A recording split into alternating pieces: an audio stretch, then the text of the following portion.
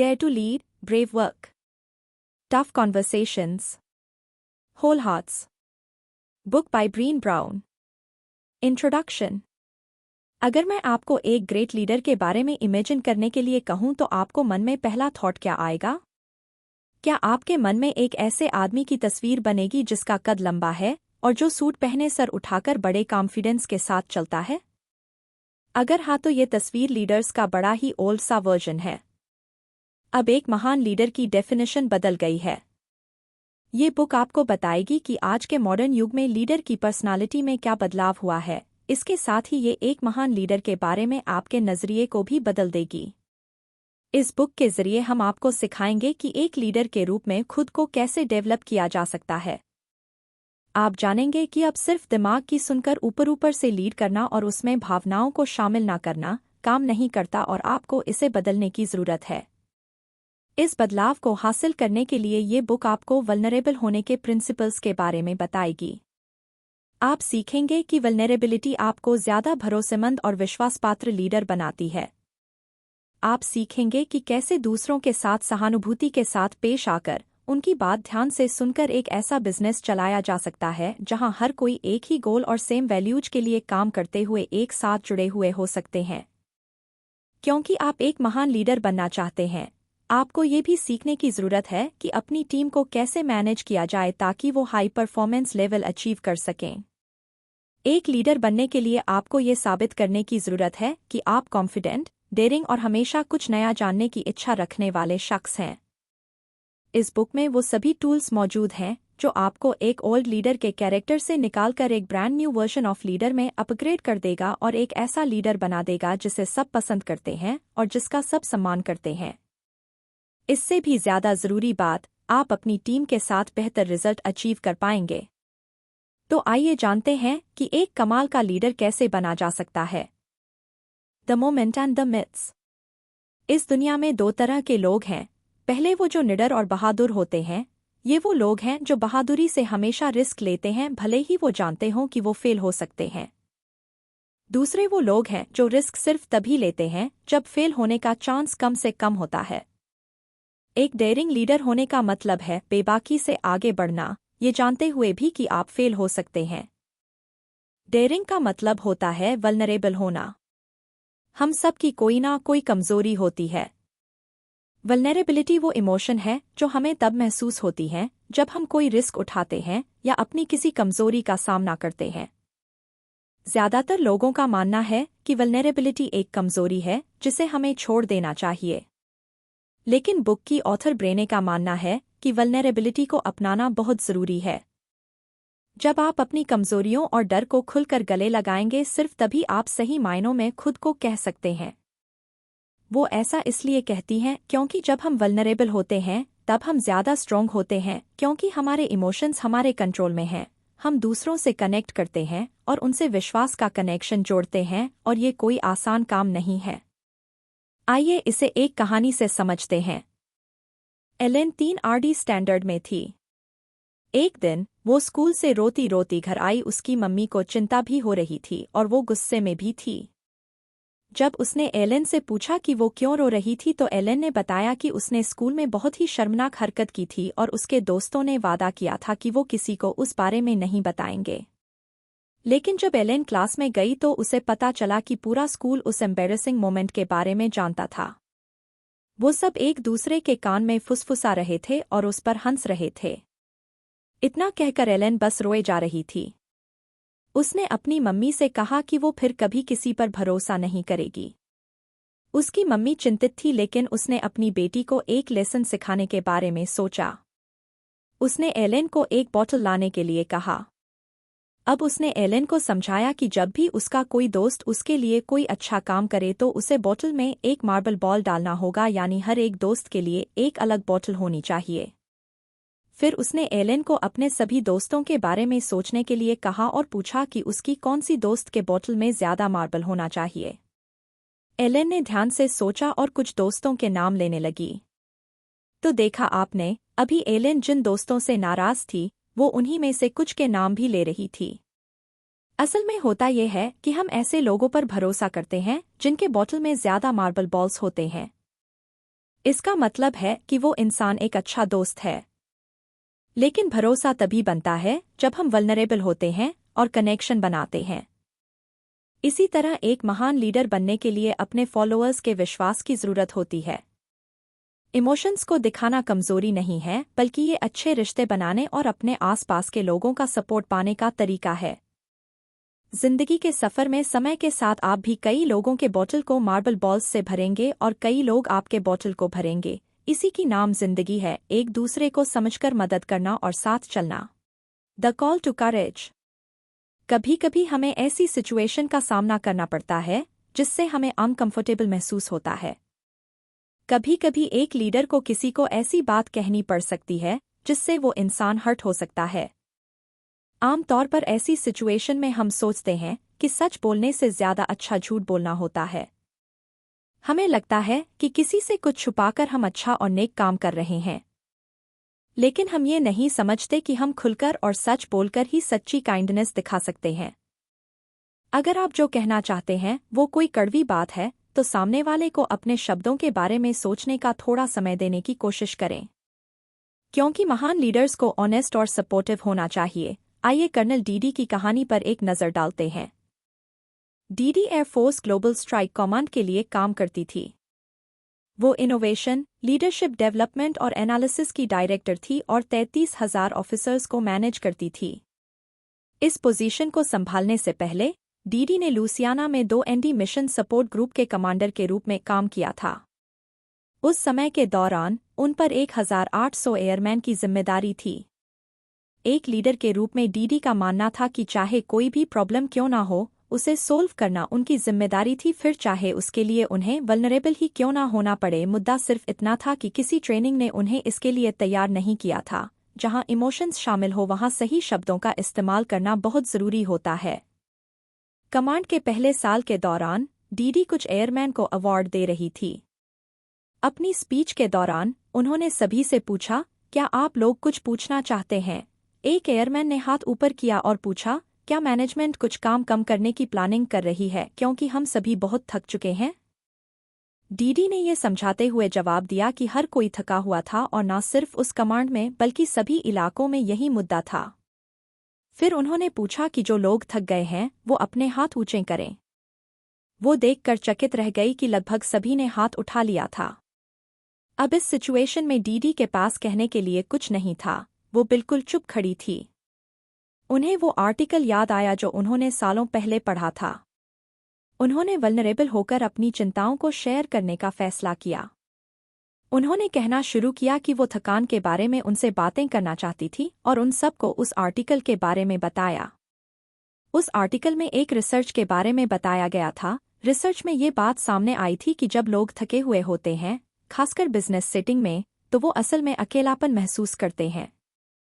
जो थकान वो महसूस कर रहे थे वो सिर्फ फिजिकल नहीं था, बल्कि वो ज्यादा इमोशनल था। फिर डीडी ने उन सब से पूछा, कौन कौन अकेला महसूस कर रहा है? लगभग 15 लोगों ने हाथ ऊपर किया। इस नज़ारे ने डीडी को हैरान कर दिया था, क्योंकि उनका मानना था कि अकेलापन लगने के बाद भी लड़के इसे स्वीकार करने की हिम्मत नहीं दिखाते। डीडी को समझ नहीं आ रहा था कि वो क्या करे, क्योंकि वो कोई थेरेपिस्ट नहीं थी और ना ही उन्हें किसी ट्रेनिंग में ऐसी सिचुएशन को हैंडल करना सिखाया गया था। अब उन्हें सिर्फ और सिर्फ इंसानियत दिखाने की बात समझ में आ रही थी। उन्होंने उनके इमोशंस को समझने और महसूस करने की कोशिश की, उनसे बातचीत कर उनके दर्द को बांटने और किसी भी तकलीफ का हल निकालने के लिए उनसे खुलकर बात करने का फैसला किया। एक लंबी चर्चा के बाद डीडी और उसका ग्रुप इस नतीजे पर पहुंचे कि उन्हें कुछ बदलाव करने की जरूरत थी, जहां फोर्स के लोग एक दूसरे के साथ ज्यादा मेलजोल बढ़ा सकें, खुलकर बातचीत कर इंसानी की बुनियादी जरूरत को पूरा कर सकें। यहाँ डीडी एक लीडर की तरह पेश आई जिसके सामने एक परेशानी थी, लेकिन उससे भागने के बजाय उसने डटकर उसका सामना किया और जिन लोगों की जिम्मेदारी उस पर थी उससे ईमानदारी से खुलकर बात कर उनकी मदद की। ईमानदारी से बात करना कभी भी आसान नहीं होता, लेकिन एक महान लीडर होने का मतलब है मुश्किल बातचीत करने के लिए तैयार रहना। हम बस ध्यान से सुनकर सामने वाले की वल्नरेबिलिटी को शेयर कर सकते हैं। दी मोरे। हमारे इमोशंस दिल से जन्म लेते हैं। जब दिल की बात हो तो लीडर्स 2 अलग अलग तरीकों से लीड करना पसंद करते हैं। कुछ लोग दिल की ना सुनकर दिमाग की सुनना पसंद करते हैं क्योंकि उनका मानना है कि जब फीलिंग्स किसी चीज़ में शामिल हो जाती है तो लोग कम प्रोडक्टिव और कम फोकस्ड हो जाते हैं। दूसरी ओर ऐसे लीडर्स भी हैं जो दिल की सुनना पसंद करते हैं क्योंकि उनका मानना है कि असली पावर दिल में होती है और इसके बिना कोई बहादुरी और क्रिएटिविटी नहीं आ सकती। आइए इसे समझने के लिए सारा की कहानी सुनते हैं। सारा एक महान लीडर थी। वो एक प्रोफेशन एनालिस्ट ग्रुप को मैनेज करती थी। इस ग्रुप में दुनिया के अलग अलग देशों के लोग शामिल थे, इसलिए सभी अलग उम्र, जेंडर और देश के लोग थे। सारा अपने काम में माहिर थी, लेकिन अपने एम्प्लॉइज को समझने के लिए उसे काफ़ी स्ट्रगल करना पड़ता था क्योंकि सब अलग अलग जगह से आए थे, तो कम्युनिकेशन एक बड़ी समस्या थी। एक बार सारा ने गौर किया कि हांगकांग का एक एनालिस्ट का ग्रुप वीडियो कॉन्फ्रेंस में कभी हिस्सा नहीं लेता था। वो इसका कारण जानना चाहती थी। ये लोग टीम के लिए बहुत इम्पोर्टेंट थे, लेकिन एक दूसरे से ठीक से बातचीत ही नहीं कर पाते थे। सारा ने अलग से हांगकांग टीम से बात की और मामले की तह तक जाने की कोशिश की। उसने उनसे कहा कि वो भी औरों की तरह टीम के लिए खास थे और उनका पार्टिसिपेट ना करना टीम वर्क को नुकसान पहुंचा रहा था। उस समय वो सब बिल्कुल चुपचाप बैठे रहे। फिर एक ने सारा को सब सच सच बताया। उस एम्प्लॉय ने बताया कि उनके ग्रुप ने इस मुद्दे के लिए कई बार मैनेजमेंट तक पहुंचने की कोशिश की थी। प्रॉब्लम ये थी कि उन्हें मीटिंग शुरू होने के सिर्फ 10 मिनट पहले इन्फॉर्म किया जाता था। हांगकांग टीम को ये बात अपमानजनक लगी क्योंकि कोई भी सिर्फ 10 मिनट में किसी मीटिंग के लिए तैयार नहीं हो सकता। उनकी टीम को लगने लगा था कि उनकी वहां कोई ज़रूरत नहीं थी, इसलिए उन्होंने हिस्सा नहीं लिया और एक सहनशील एटीट्यूड बनाए रखा। अब एक टिपिकल सिचुएशन में ऐसे टॉपिक पर बातचीत करना काफ़ी चैलेंजिंग हो सकता है, लेकिन सारा को इस तरह की बातचीत मैनेज करने की आदत थी। वो एक ऐसे ग्रुप को मैनेज कर रही थी जो काफ़ी बड़ा भी था और जिसमें अलग अलग कल्चर के लोग भरे हुए थे। सारा ने मैनेजमेंट टीम से बात की और उनसे हांगकांग टीम को समय से पहले इन्फॉर्म करने के लिए कहा ताकि वो मीटिंग के लिए तैयार हो सकें और अपना योगदान दे सकें। अगर सारा ऐसी बातचीत को नज़रअंदाज कर पुराने तरीके से चीज़ों को हैंडल करती तो एम्प्लॉइज की फीलिंग्स छुपी रह जाती और वो हर दिन इसी फीलिंग के साथ काम करने के लिए मजबूर हो जाते कि उनकी इंसल्ट की जा रही है। ऐसा होने से काम की क्वालिटी खराब होने लगती है। अगर आपके टीम मेंबर्स कंफर्टेबल या वेलकम फील नहीं करेंगे तो उनकी क्रिएटिविटी पर इसका सीधा असर होगा और वो कभी इम्प्रूव करने के माइंडसेट को नहीं अपना पाएंगे। कोई भी इंसान अकेला काम नहीं कर सकता, उसे एक टीम की ज़रूरत होती है। आपको उन्हें अपना बेस्ट परफॉर्म करने के लिए मोटिवेट करना होगा और ये सिर्फ तभी मुमकिन है जब आप उन्हें सपोर्ट करेंगे, उनकी बात ध्यान से सुनेंगे। उन्हें ये एहसास होना चाहिए कि वो भी कंपनी का एक इम्पोर्टेंट हिस्सा हैं। किसी भी स्ट्रेसफुल सिचुएशन से भागने की कोशिश ना करें क्योंकि ऐसा करने से और भी बड़ी बड़ी मुश्किलें खड़ी हो जाएंगी। आपके एम्प्लॉइज इंसान हैं जो हर इमोशन को महसूस करते हैं, इसलिए उन्हें रोबोट की तरह ट्रीट ना करें। Shame and empathy. शर्म वो भावना है जो हम तब महसूस करते हैं जब हम दूसरों की तुलना में खुद को कम समझते हैं या जब हमें लगता है कि हम दूसरों के सम्मान, प्यार और साथ के लायक नहीं हैं। क्योंकि हम अकेलेपन की भावना से डरते हैं, इसलिए जब हम शर्म महसूस करते हैं तो स्ट्रेस में आ जाते हैं। अब अकेले होने का अपोजिट होता है दूसरों के साथ जुड़े होना। ये तभी हो सकता है जब हम एक दूसरे के साथ सहानुभूति और हमदर्दी से पेश आएं।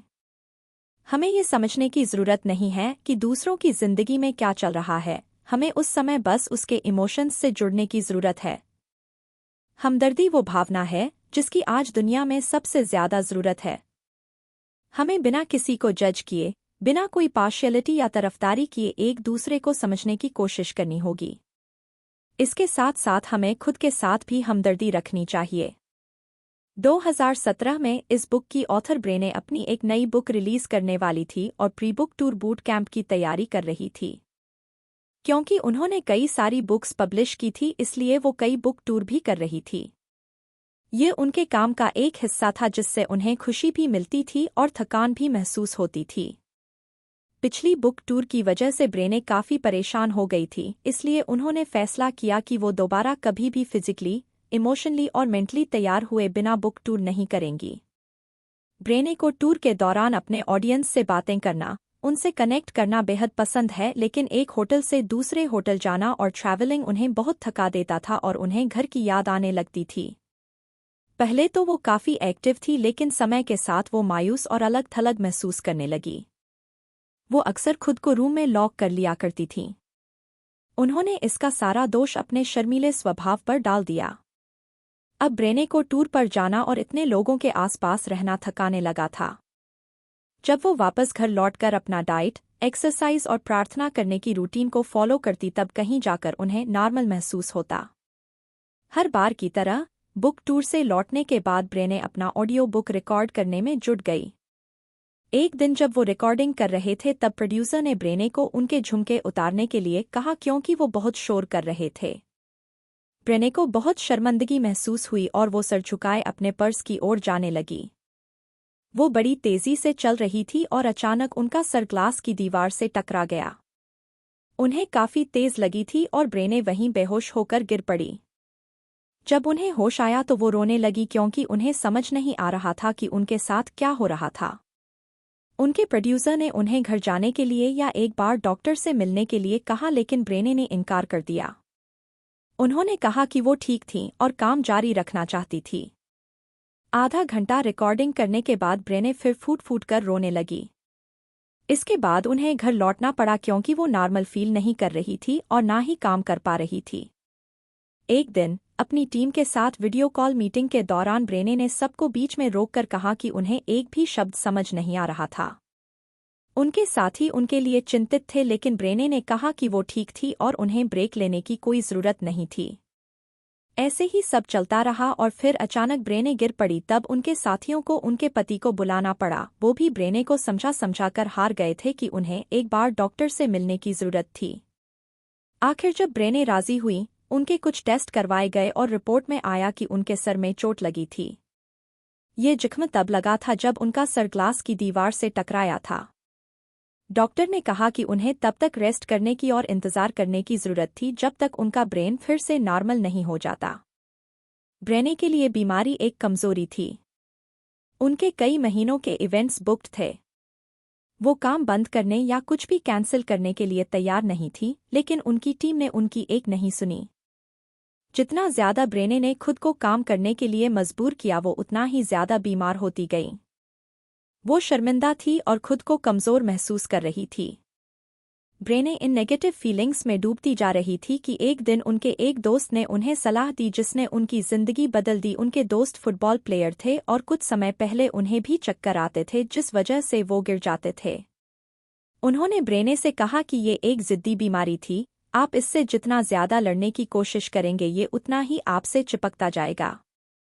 उन्होंने ब्रेने से कहा कि ठीक होने का बस एक ही तरीका था कि उसे पकड़ने की बजाय जाने दो, लेट गो करना सीखो। खुद को काम करने के लिए मजबूर करने के बजाय उसे आराम करने की जरूरत थी। क्योंकि ब्रेने ने अपने दोस्त की बात मानी, वो धीरे धीरे बेहतर महसूस करने लगी। लेकिन खुद को खोने का डर और दोबारा काम नहीं करने के डर ने उन्हें चिंतित कर दिया था। वो दोबारा डॉक्टर से मिलने गईं। डॉक्टर ने कहा कि उनकी चिंता नॉर्मल थी और उन्हें रिलैक्स करने की और अपने बॉडी के सिग्नल को समझने की जरूरत थी। धीरे धीरे ब्रेने हेल्थी होने लगी। वो दोबारा काम पर जाने लगी और सभी ने उन्हें बहुत सपोर्ट किया। उनके साथी बड़े प्यार और हमदर्दी के साथ उनसे पेश आए। वो सब साथ काम करने लगे और ब्रेने अपनी बीमारी के बारे में भूल गई। इससे ब्रेने ने एक बहुत अनमोल सीख ली। उन्होंने सीखा कि कैसे अपने बॉडी की ज़रूरतों और सिग्नल को सुनना चाहिए और खुद के साथ भी हमदर्दी से पेश आना चाहिए। Curiosity and grounded confidence. हमने इस बुक में वल्नरेबिलिटी के बारे में बहुत सारी बातें की हैं, और इसका कारण ये है कि यही वल्नरेबिलिटी आपको आगे बढ़ने का कॉन्फिडेंस देती है। अगर आप वल्नरेबल नहीं होंगे तो आप कभी भी नई चीज़ें ट्राई करने की और इस प्रोसेस में अपना कॉन्फिडेंस बढ़ाने की हिम्मत नहीं करेंगे। रिसर्च ने साबित किया है कि क्रिएटिव, स्मार्ट और कॉन्फिडेंट होने के लिए आपके मन में चीज़ों के बारे में जानने की इच्छा होना बहुत ज़रूरी है। आइए इसे एक कहानी से समझते हैं। लॉरेन एक प्रोफेशनल फुटबॉल प्लेयर थी। वो हमेशा लोगों से कहती कि फुटबॉल में सबसे इम्पोर्टेंट पार्ट होता है बॉल को कंट्रोल करना। जब वो छोटी थी तो उसके कोच उसे पैर के अलग अलग हिस्सों से बॉल को बार बार टच करने के लिए पुश करते रहते थे। यहाँ तक कि एक प्रोफेशनल प्लेयर बनने के बाद भी उसे अपनी टीम के दूसरे मेंबर्स के साथ बॉल कंट्रोल की प्रैक्टिस करनी पड़ती थी। लॉरेन के घर में एक छोटा सा बगीचा था जिसके चारों ओर ईंट की दीवार थी। लॉरेन हर रोज घर में बॉल कंट्रोल करने के लिए इसी दीवार का इस्तेमाल करती। वो एक ईंट उठाती और उसे अपने पैर के अलग अलग हिस्सों से मारने की कोशिश करती। फिर वो एक और ईंट लेती और यही सिलसिला चलता रहता। लॉरेन का मानना है कि एक अच्छा प्लेयर बनने के लिए आपको बॉल कंट्रोल में मास्टर होना चाहिए। लेकिन जब प्लेयर्स फील्ड पर होते हैं तब उन्हें बॉल को किक करने के अलावा कई और चीज़ों पर भी ध्यान देना होता है। उन्हें सब चीज़ों पर गौर करने की और एक स्ट्रेटेजी का इस्तेमाल करने की ज़रूरत होती है। अगर उसे बॉल कंट्रोल करने पर कॉन्फिडेंस नहीं होगा तो वो कभी भी गेम नहीं जीत सकता है। लीडर्स फुटबॉल प्लेयर्स की तरह ही होते हैं। एक बार जब वो किसी चैलेंज का सामना करते हैं तो इमोशनली रिएक्ट करने की बजाय उनमें शांत रहने, दूसरों को ध्यान से सुनने और प्रॉब्लम को सोल्व करने का कॉन्फिडेंस होना चाहिए। Living into our values. जब हम कुछ ऐसा अचीव करने के लिए कड़ी मेहनत करते हैं जो हमारे लिए बहुत मायने रखता है तो अक्सर हमें कई मुसीबतों का सामना करना पड़ता है। उनमें से एक है क्रिटिसिज्म यानी आलोचना। अगर हम अपने वैल्यूज के बारे में श्योर नहीं होंगे और उससे भटकने लगेंगे तो लोगों की बातें सुनकर हम अपने गोल के बारे में भूल जाएंगे। वैल्यूज में ऑनेस्टी, डिसिप्लिन, जस्टिस, काइंडनेस ये सब शामिल हैं। जब हम वल्नरेबिलिटी के साथ आगे बढ़ते हैं तो हम अपने दिल को क्रिएटिविटी, हमदर्दी और कॉन्फिडेंस के लिए खुला रखते हैं। अपना दिल खुला रखना हमें एक टारगेट भी बना सकता है।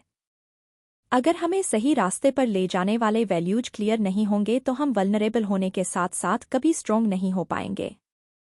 आइए मायोविजन की कहानी से इसे समझते हैं। मायोविजन कंपनी ट्रैफिक को कम करने और रोड सेफ्टी में सुधार करने के लिए क्रिएटिव सॉल्यूशन लाने की कोशिश कर रही थी। मायोविजन काम की क्वालिटी को इम्प्रूव करने के लिए कई सालों से स्ट्रगल कर रहा था।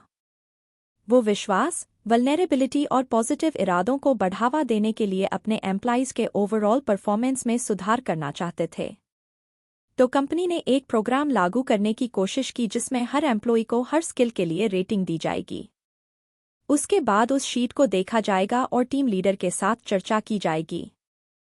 इस प्रोग्राम का रिजल्ट पॉजिटिव नहीं था।